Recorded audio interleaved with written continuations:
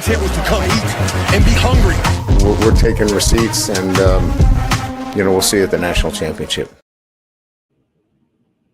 Yeah, well, I'm taking receipts, and I'm keeping track of every time you said something that I'm going to hold against you about Garrett Nussmeier's injury, Brian Kelly, because we don't know what's going on, and they're being very tight-lipped about it. But we have a bye week to let him rest up and get back to 100% health. Meanwhile, there are a bunch of other teams who do not have bye weeks this week, Tyler, including you guys. You got Kentucky coming to Athens. Yes, including us. But before I say that, I would like to welcome everybody to the South End Zone.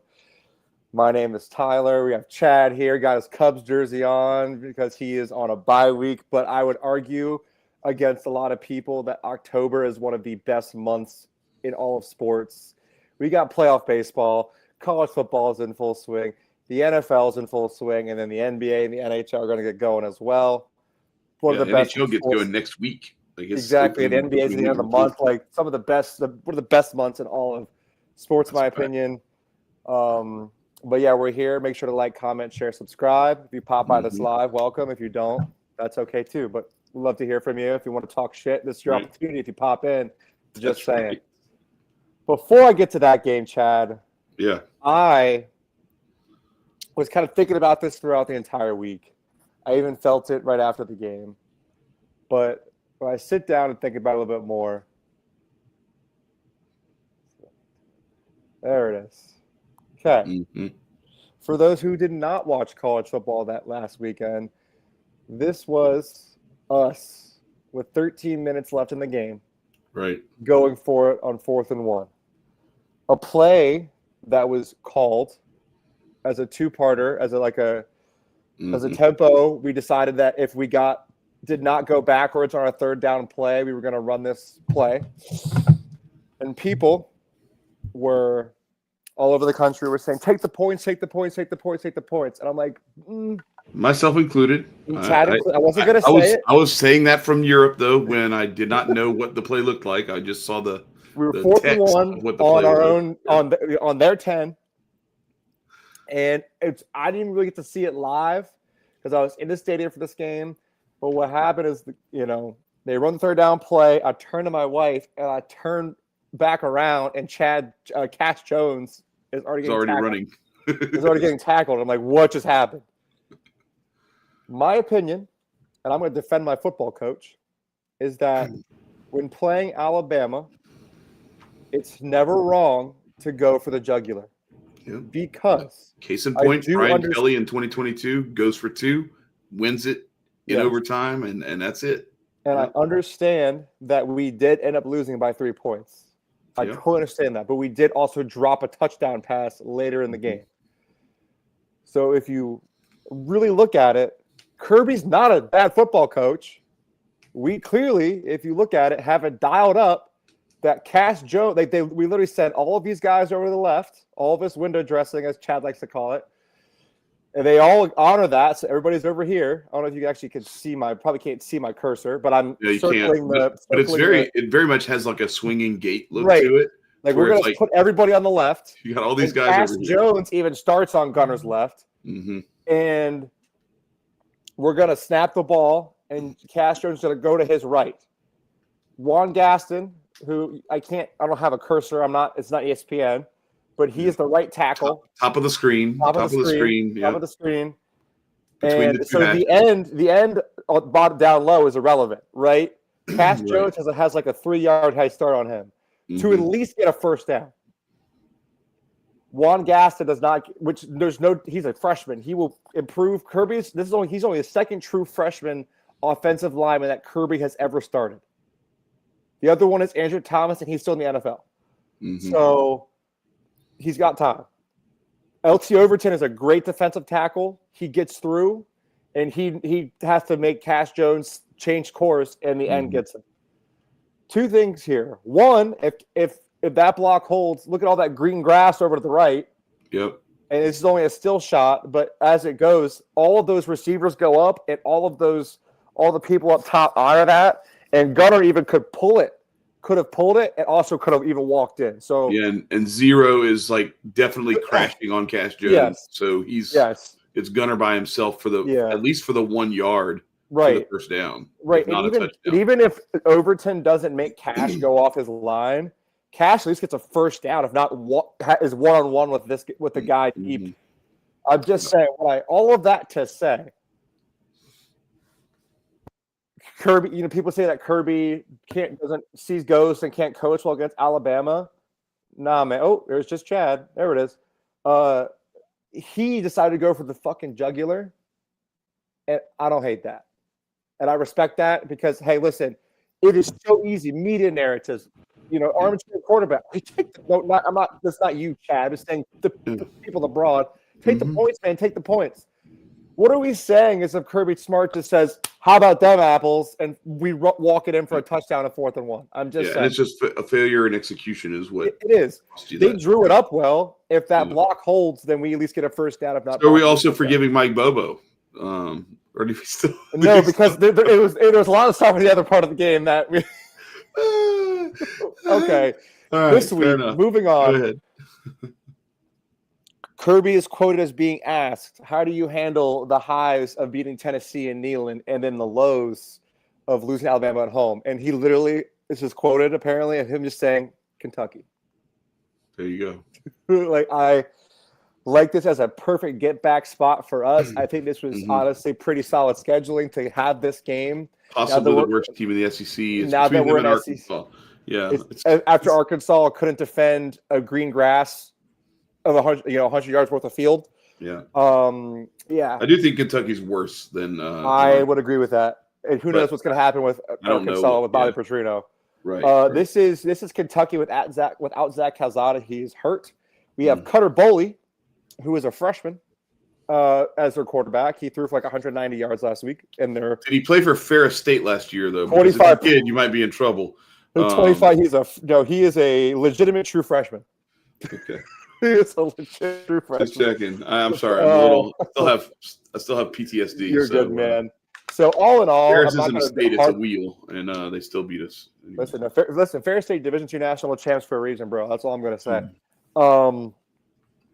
I like this game where it is on our schedule after playing Alabama. It's a good spot for it to be. Obviously, we would rather have Kentucky. We would rather have this game be for our 35th win of our home game win streak instead of now having to restart at 1, obviously. But you can't start a new win streak without winning the next game. Y'all forgot to do the Wordle last week. Now you have to start your streak over. Yeah, we have to start all over again. Bro, our win streak was literally pre-COVID. That's our home game win streak is literally 2019, bro. Just saying. I like us here. I don't need anything crazy. I want us to win, look good doing it, and stay healthy. Kentucky, you got to honor Kentucky. They're still an SEC football program with SEC talent, arguably. And so I'm not going to harp on it too long. Take care of business. You got them at home. I'm pretty sure it's homecoming weekend in Athens. And that's really all I have to say about that. Chad, do you have anything else to add? No, I mean, yeah, it's a get right week for you guys for sure. And having an opportunity to do it in this sort of scenario is great. Sets up great for you guys. It just sucks, us having a chance to have a bye week with Garrett Nussmeier nursing an injury, obviously, even though they don't want to talk about it. But it would be much better coming off a win. I'm sure this would be a great get right week for you guys coming off a win. Yes. But having some things to clean up. But that wasn't in the cards. So now you get to bounce back from a loss, but you got to get a great spot to do it. Yeah, man. So we'll see. Moving right along, pretty decent. We got college football, ladies and gentlemen. It is already week 6, Chad. Can you believe that? We are motoring through the season. Starting to come into focus, though. We're starting to see a little bit of something. But before we get to the next game, I do college football as a whole right now, and we're talking about projecting the playoff. The teams are so close right now. Literally anybody can be anybody, and the majority of the conferences are a mess as far as who is really the best, which is not a bad thing. It means that the talent is really spread out nowadays, and really anybody can be anybody.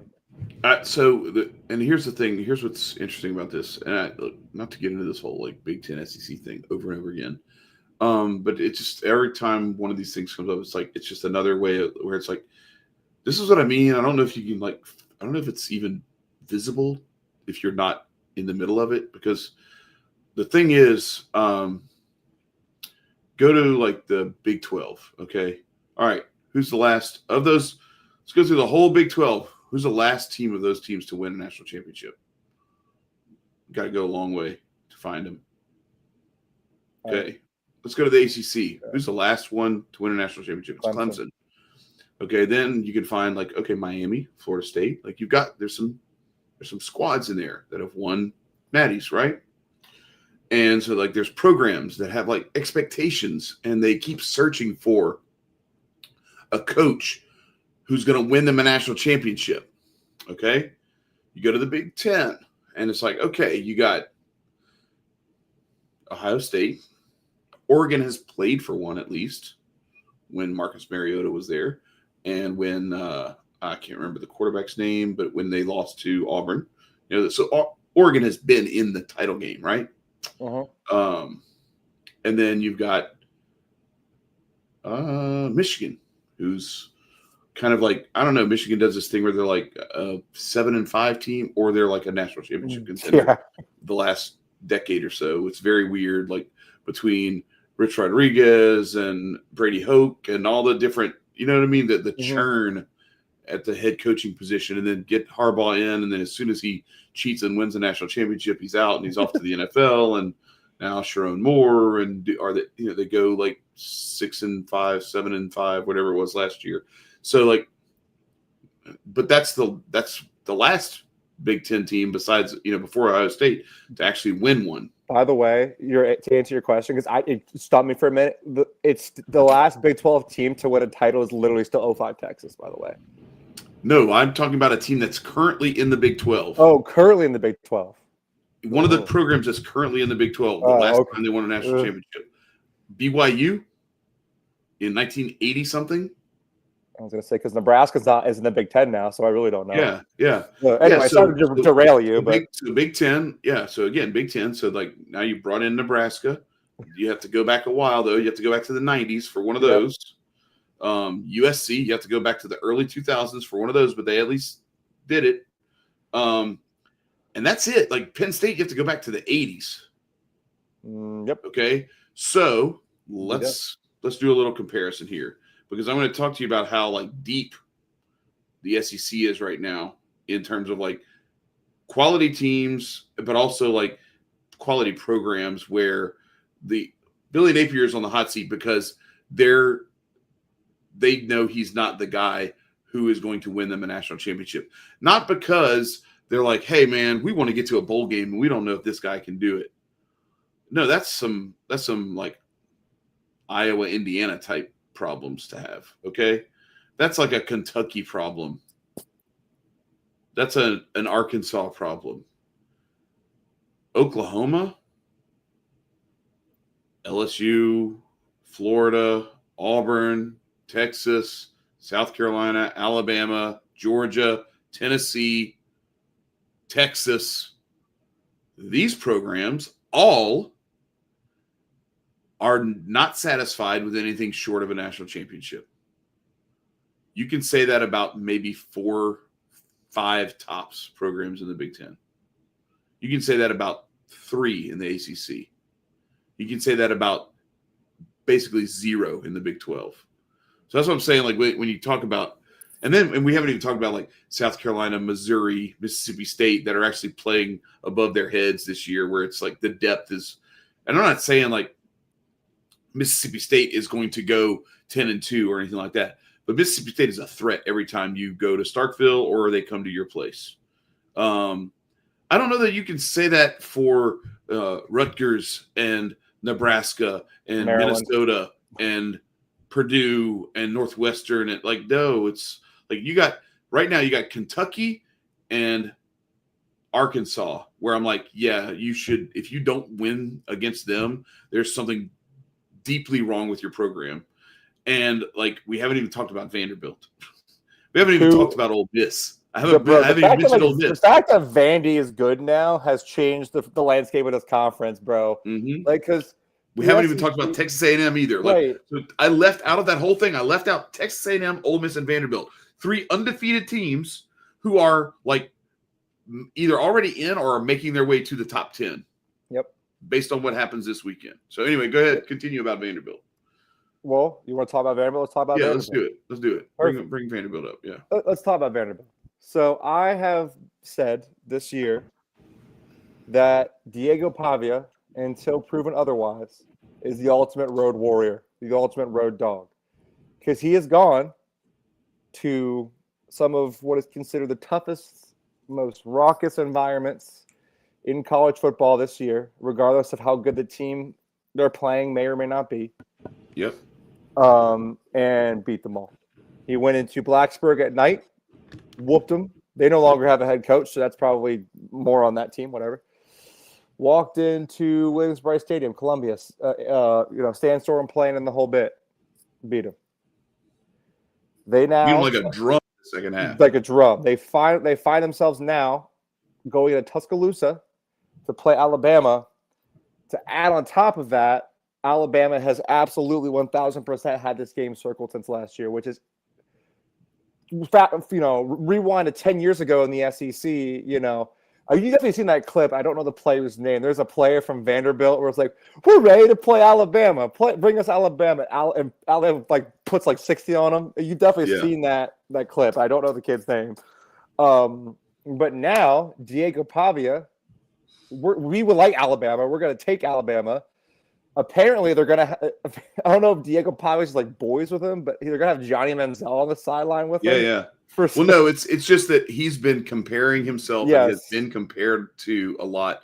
Manziel, he's kind of modeled his kind of swag and his game and everything off of Manziel. So, I think Manziel is just yeah, man, I'm down. I'll be there. Yeah, because sick, he's that dragon slayer of the guy who came in and beat Alabama the way that Manziel did when he was at absolutely, which is sick, right? I feel like this game is not going to look the same as it did last year. Alabama's offense, at least as what we saw last week, right? It's not that the big play, deep shot. We're going to run it up type of They were very methodical against us in the first half last week.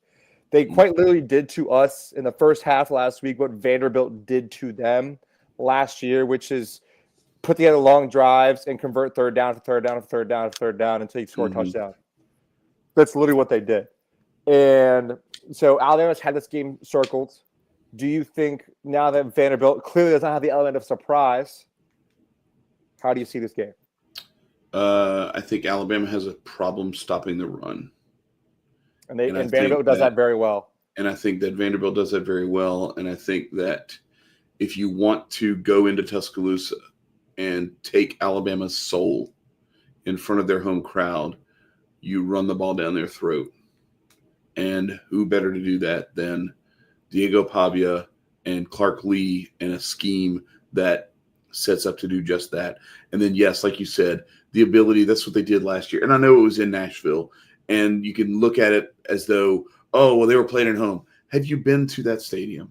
It is Nick Saban even said it before the game. He's like, every place in the SEC is tough except nobody's worried about going and playing in Vanderbilt. Vanderbilt stormed the field in a single foul line one year, bro. It's just it's all 14 people marched down the stadium's going to renovation for 3 years, dude. They have half of a stadium. So I think the whole home field advantage, raucous crowd, that. No, that's out the window. I think, and the other thing is, I think if there's a dude like a Johnny Manziel style mentality, be loud. I want to hear it. Going to thrive off of every negative energy that they are trying to throw at him. He's like Bishop from the X-Men, where he's just seriously, sucks it in and then throws it right back at you tenfold. So, and this doesn't mean, look, I'm not sticking a flag in the ground saying Vandy by 50, Vandy by 1,000,000. No, I'm just saying Alabama better come correct. And this is one of those gut check, program check, culture check moments for Kalen DeBoer and Alabama. Is there's all this trash talk and everything, and everybody's if there's a chance for the rat poison to have gotten back to them, they did what they did week 1 against Florida State, and then they went and played a cupcake and looked good. Then they went and played Wisconsin and blew them out and looked good. And everybody's, patting them on the back, rightfully so. Like, they kind of got their swagger back a little bit, and I get it. They went and played you guys in Athens and beat you. Great. That's great for them. However, everything was kind of leading up to them getting to that point and then slaying that dragon to prove like that all of the things everybody was saying about them up until that point were false because of how they played in week 1. But this is still a program that went from in the 14 playoff and losing in overtime to Michigan the year Michigan won the national championship 2 years ago to losing 4 games last year to then losing their opener this year, losing 5 out of 10 of 5 of their last 10 after that. Now what are they? 8-5 in their last 13 games, and they got to play Diego Pavia and Vanderbilt. I'm just saying this is a great spot for Vanderbilt to let them feel themselves and let them think that, oh, yeah, we circled this. We're not letting that happen again. Okay, yeah. And then Vanderbilt's going to be like, whatever we did last year, double it. Double that. Because we've got to come even more correct than we did last year because we're not sneaking up on anybody now. No. But they're still like, look at what they've done. They weren't sneaking up on anybody coming into this year. Everybody was prepared for them this year. Everybody knew what they were going to bring, knew that they like to mix up those looks. It's actually insane. Like if you look at a lot of their box scores, they'll have like 9 dudes who touch the ball for a rush. And one guy might touch the ball twice, but he gets 2 first downs. Yep. Like that's like when I've said this, I'll say it again, and I'll say it again, and I'll say it again. When you are the coach of a program who is in Vanderbilt's a different story because they're still in the SEC, they're still in Nashville, Tennessee. Mm-hmm. They can get guys, but they're not yet getting like the top of the top of the top. I always reference Georgia Tech with this, especially with Haynes King.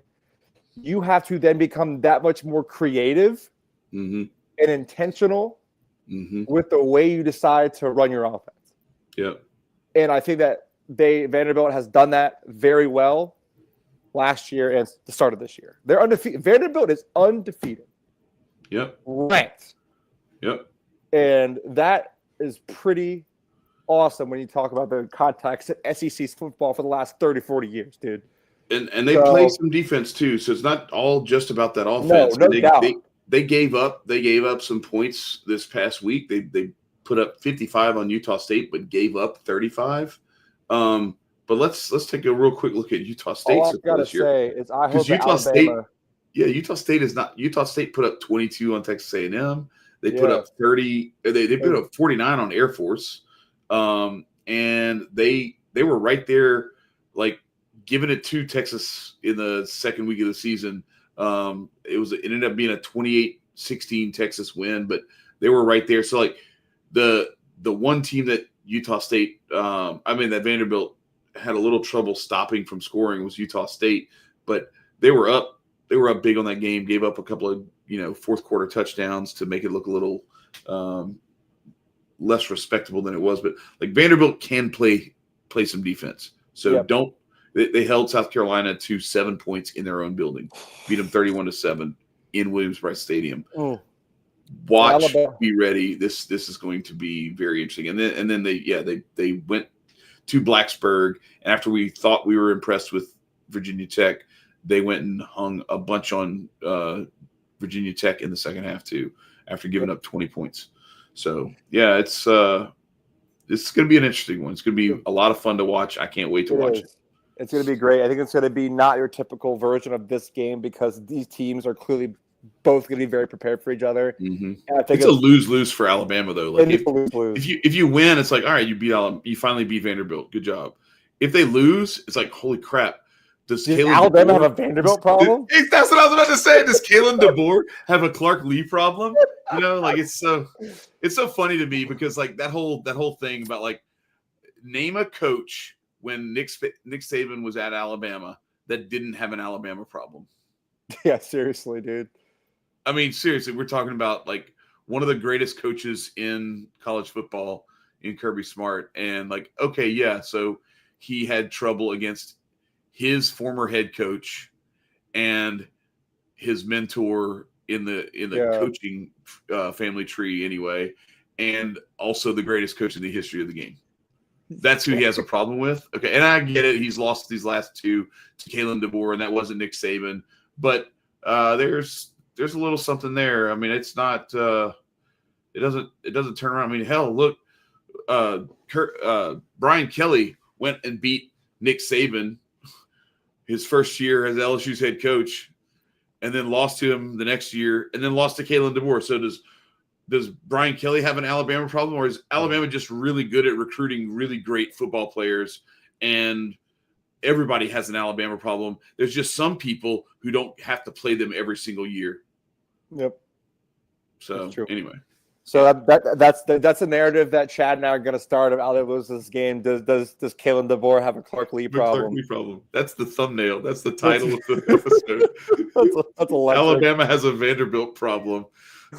I can't wait. I'll say it one more time. Please make it happen. Pavia is the ultimate road warrior until proven otherwise. That's right. That is a very rare thing that you cannot coach. No. Where he's like, give me all the pressure in the world. Tell me, say all these mean things to me, scream, do whatever, because I want you to be at your highest when I beat you. There's some people who, when you talk trash to them, it like really messes with them and gets into their head, and it actually like works. There's some people that like you have to avoid talking trash to them because you will awaken something that you do not want to awaken. Like Michael Jordan, when Byron Russell, when he called him Brian Russell, and he was like, Byron, whatever, and then Byron Russell called him Michelle, and he was just like, yeah, all right, 45. Get wrecked, fool. Yeah, dude, would you call me? I'm telling you. Listen, I think that Vanderbilt, I'm not going to be like like we said, we're not going to be wholly shocked if Alabama wins this game. I think that Vanderbilt's making a fight to the very end. That's what's going to make this game awesome. Mm-hmm. Moving on to, how can I describe this? This is like this game being a high-profile matchup. Really, it's just at the core of college football. Yeah. We have number 3 Miami traveling to Tallahassee to play the now number 16 Florida State Seminoles at night in Doak Campbell Stadium. And, buddy, this is I don't know what to describe. You know what I mean? Like, this is like the core of college football. This is like they're gonna fight on the field pregame if somebody looks at somebody 8 years wrong. old again.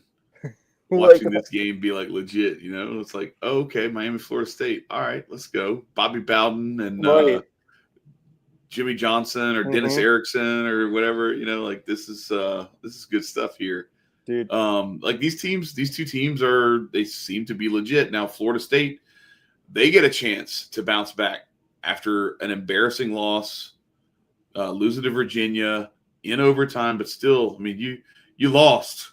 You shouldn't have lost to Virginia, but you did. Now you get to play a home game against a bitter in-state rival. Now, was the Virginia loss a look-ahead slip-up by Florida State? Most likely. I think that as good as Mike Norvell is as a coach, the fact that they did what they did 2 years ago and then did what they did laying an egg last year, only winning 2 games, and then coming back and beating Alabama week 1 and then losing to Virginia later on is an indication that there's still some cultural issues with like how even keel of a culture there is there. So I would not be surprised at all if Florida comes out guns a-blazing. Florida State comes out guns a-blazing in this game. Right. If you're Miami ain't no joke, man. If you're Miami, you almost kind of, I shouldn't say wish, this might be silly to say, but you almost wish that Florida State would have just won that game. Yeah. And because now they're out like, okay, now our backs are against the wall a little bit. We lost. Mm-hmm. And now we got to play our rival who's now a top 5 team in the country. It's no joke, man. Yep. And I personally am leaning Miami in this game. I know that they did not look – when they beat Florida had them close until Miami was able to pull away very late. They didn't even pull away. They just put an extra touchdown on the board. Here's the thing. Florida had the ball driving down 13-7 in the third quarter and had a chance to you got some light coming in crazy. It's the sun. I was like, what is happening? You keep talking. You keep talking. Hold on. Sun, it's like it's a big ball of fire or something. But yeah, so Florida was right there about to, either cut that lead to a field goal. It was 13-7, or they were possibly going to take the lead, and they failed to score. They went for it on fourth down, didn't get it. Well, then, because Billy Napier is Billy Napier, late in the game, when it looks like Miami just like stomped a mud hole in him late, right? Mm-hmm. That's not what happened. Nope. Florida went for it on fourth down inside their own 30 twice and just gave Miami the ball right there. And so it's like, okay, that's, we don't punt anymore. Like, what are we doing? I know they were limited on time, but damn. So it made it look a little worse than it actually was, in terms of like how close Florida was. And Florida, we're going to get into that Florida's live this week, I think. And I was going to ask you, we'll get there. I'm excited to see that one. Pick your brain. But Miami's legit, man. Like Carson Beck, and he's got receivers that are catching the ball. Shout out to CJ Daniels. They've got some dudes. Their defensive line, Miami's defensive line, is legit, and they've got some dudes in the secondary and at linebacker. So, does Tommy Castellanos have enough on his own to kind of will this team to victory? Because he's going to have to do a lot with his legs. Yeah, no doubt. Because that defensive line is going to be coming after him, and will Florida State be able to create some running lanes maybe for him where that pass rush gets a little too aggressive? They are playing at home, so I give them a shot, but I think this is where Miami sticks its flag in the ground as the best team in the ACC. I feel that, and not only does Carson Beck look good, but the running game looks really great too. The running back is really solid, and I'm blanking on his name at the moment. This is good journalism. He's very good. I'm going to have it in a second. I'm being a bad journalist. This is terrible. He's looked really good. It is Mark Fletcher. I knew it was a junior. Fletcher. Yeah, I was like, it starts with an M. Yeah, Mark Fletcher. It's a junior. Mark Fletcher. He's run for 388 and 5 tuds so far this year. Yeah, and that's the thing is like Miami not only has put together a great offense, but they also have a great defense now to go with it. Like they've revamped that entire defense through the portal, man. And I'm going to lean with Miami here. I think this game either way, considering all of the in-state rivalry implications, and that I think that Castellanos is still can take over a game at a moment's notice. But we shall see. I'm gonna lean with Miami, but I will be apprehensive at most. You talked about it, Chad. I'm gonna let you have the floor here. You think the Florida Gators are alive, having Texas come into the swamp? Yeah, at the swamp, and I think now is DJ Lagway fully healthy? Sounds like no. It sounds like the answer is no. Yeah, it sounds like the answer is no, but it's like a shoulder thing this time. Something like that. But can he do enough? Can they do enough? We're at the Billy Napier needs to do something to save his job point in the season, like we always seem to to arrive at. And so, is this where Florida starts their little stretch of playing well? I don't know. Jaden Ball, as good as he is, they seem to hate running the ball, and they get themselves in position to not be able to run the ball because they're playing from behind too much. But coming out and trying to establish a running game, and then letting DJ Lagway do what he can. Gosh, I didn't realize they were 0 for 13 on third down. Florida was. Yeah, dude. So bad. Dude. They could not stay on the field. Yeah. And to still be in that game, though. That's what I mean. They weren't even. They have a legitimately good defense. I just think when you're on the field for 35 minutes, it's just tough. Yeah, so how did they sustain 23 minutes of possession in that game? Going, that's because they went 3 for 6 on fourth down. So they converted some fourth downs. The 2 at the end were not good. But yeah, so run the ball with Jaden Ball, try to get it done, see what you can muster with Lagway. I think the real question here is Texas ready, and is Arch Manning I was is thinking he the going to exact be able same to solve this Florida defense? Because he's not as good as Carson Beck, at least not from what we've seen this year. And I have some serious questions about how effective Texas is going to be offensively. This could be another similar thing where, Florida's in a game late where it's within a score, and it's going to be about whether or not they can convert and stay on the field and maybe get in field goal range or punch another touchdown in, or whether they're going to sputter out a little bit again, and then their defense is just going to finally break because you can only hold somebody down for so long. It's crazy though, because Texas has literally not played a single legitimate team since they played Ohio State and lost. Mm-hmm.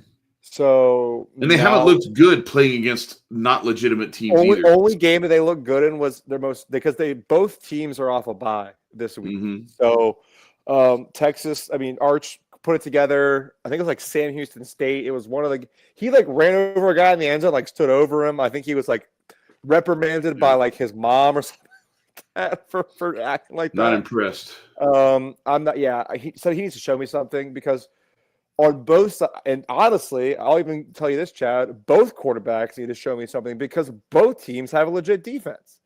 Mm-hmm. So we might have a 10-6 game in the swamp, and that's how Florida wins this game. Sure. Is keeping it, is having that defense pin its ears back and make Arch as uncomfortable as humanly possible. So to give you a perspective on how bad Sam Houston is, this is the team who Texas beat for their, most impressive win of the year so far this year. Sam Houston lost 41-24 at Western Kentucky. They lost 38-21 to Dan Mullen and UNLV. They lost 37-20 to Hawaii.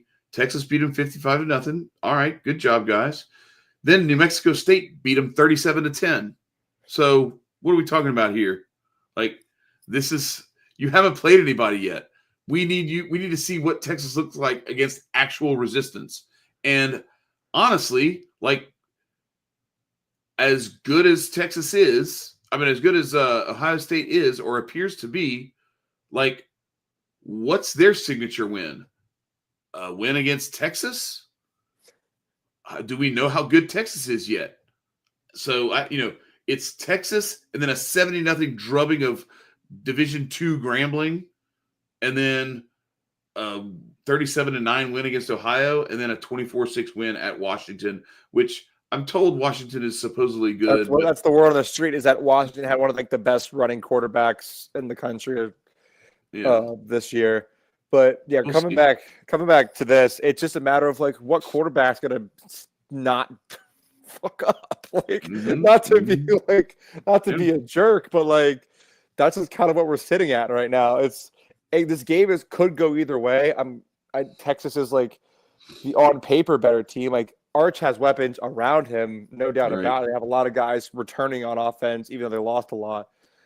So we will see. I am not going to even remotely give a prediction on that game, because I can see that going 6 different ways. But it's going to be a good one to watch. So, Chad, I present to you a possible regression to the mean game for the Texas A&M Aggies at night. In Aggieland against Mississippi State. The line is 16.5 after Mississippi State. I'm going to give you a couple things. After Mississippi State almost beat Tennessee in overtime, and then Texas A&M on the flip side, even though they only beat Auburn by 6, there was a lot of points left on the board by Texas A&M because their box score was full of stats. There just was no points to show for it. So there's a tale of two different, a lot of what ifs on both sides of this. Yeah, what does that mean? Does that mean that they struggle to execute when it counts, or does it mean that they are actually better than the score looks because they're just a hair away here or there? It's valid questions, but here's the thing. I'm going to start saying it now because it's time. It is time. Texas A&M is what, 5-0? 4-0? They are undefeated. They're undefeated. Are they 4-0 or 5-0? I believe they're 5-0. Let me look for you. Yeah. So the question is it possible for them to still go 3-4 the rest of the way. It is definitely still possible. Where do those 4 losses come from? We don't know. Like last That's year, what I was going to ask. Is this we one found of them? them all year last year, calling them Texas 8-4. I was calling them Texas 8-4 when they were 7-1, and I was wrong. I admit it. Sorry, Texas A&M fans. I didn't mean to insult you for saying you were Texas 8-4 when you were 7-1. What I should have called you at that time was Texas 8-5 because you lost 5 games last year after starting the season 7-1. It's not outside your purview or your capability to still lose 4 or 5 more games. This could be one of them. Shout out to Jeff Lebby. It's a great little story that they've got going in Starkville, and they're finally like leaving Starkville to go see if they can do this sort of thing on the road. They beat Arizona State in Starkville. They almost beat Tennessee in Starkville. Does it travel? Can they get it? Can they get it done on the road? We shall see. But because we're talking about Texas 8-4, it's always live. Any team, it is always live. Any Saturday is capable of beating Aggie Nation because that's just how they roll. Absolutely. But I'll tell you this, though. I still was very, very, very, very impressed with Texas A&M when they played Notre Dame. Marcel Reed has come into his own as a way more complete quarterback than what they were doing with him last year. The receivers, KC Concepcion and Mario Craver, studs, both of them. So I'm pretty sure Craver was the one that played at Mississippi State. I'm pretty sure too. And I could easily see Texas A&M hanging 40 on them, and I could easily see Mississippi State keeping right up with them. Like Texas A&M has a decent defense. Cassius Howell's a stud, but we'll have to see, man. I just think it's going to be honestly a great game in College Station on Saturday night, but I think that Mississippi State is live. But the line is what it is. Yeah, and we'll see Mississippi State. Blake Shapen is right there with Marcel Reed in terms of like productivity and clutch plays and that sort of thing. So like I'm not saying he's Diego Pavia, but he's shown a little bit of swag in some of these little upset victories and then almost knocking off Tennessee. I mean, the fact that they were able to get out to that lead, and then even when like they were going blow for blow, just back and forth with Tennessee, and then took a lead on them and blew it, and then then got back into it after Tennessee had taken the lead. They're live. That's all I'm saying. Is Mississippi State's live. It's going to be a good one. And to wrap it all up, we have Iowa State, ranked Iowa State at Cincinnati. How is Cincinnati favored? That's the thing. Because Cincinnati's like on like this weird like hot streak right now. I don't really understand it. Brendan Sorsby is a stud, the quarterback for Cincinnati. You know, they almost beat Nebraska in Arrowhead. That's the only loss this year. Sorsby is obviously the passing. He's thrown for over 1,000 yards at this point. There's also rushed for like 200 or 300 yards as the highest rushing total on the team. Yeah, 204 touchdowns. Yep. But Rocco Becht also very good. Iowa State also very good. Is it a trap? I don't know. I just don't understand. Like I've doubted Rocco Becht before and been proven wrong. That's kind of where I'm at right now. Iowa State went to. Didn't they? Did they play? They played at Iowa, right? And beat Iowa. No. Was it in Ames? Yes. Okay. Well, all right. Well, anyway, they beat Iowa. Yeah, they did. And Cincinnati's big claim to fame is they almost beat Nebraska. Yes. They did beat Kansas at Kansas, and that's part of it. That's part of it. There are other two. Iowa State's undefeated. Cincy, and I even double checked the line. Like I was like, "Yep, Cincy's favored." Cincy's favored.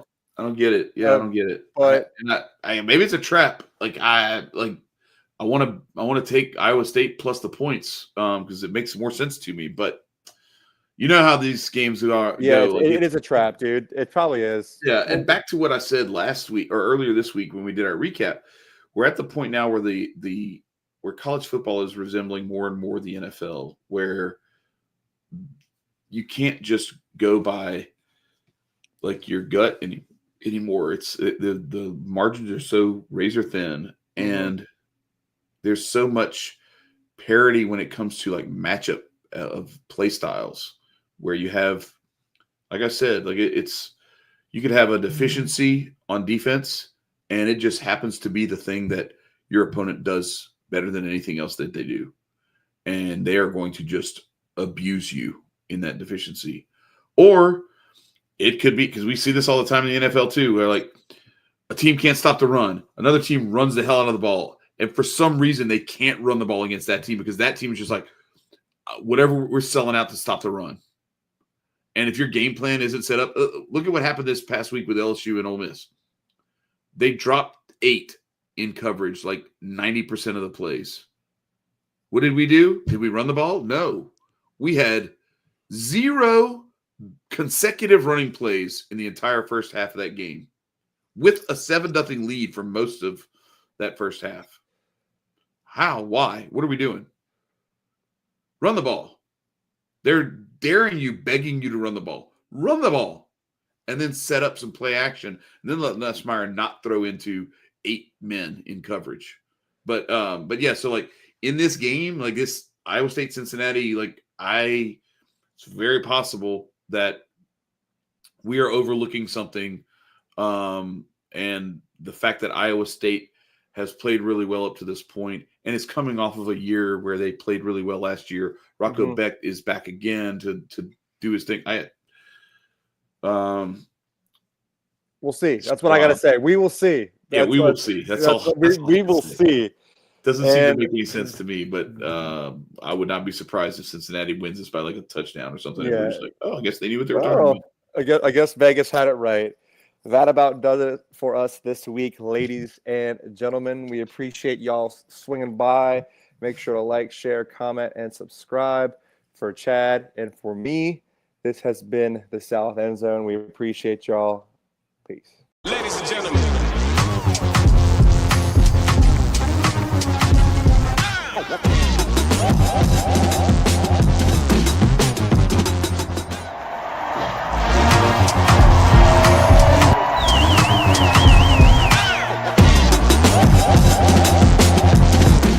Our intent was to eat.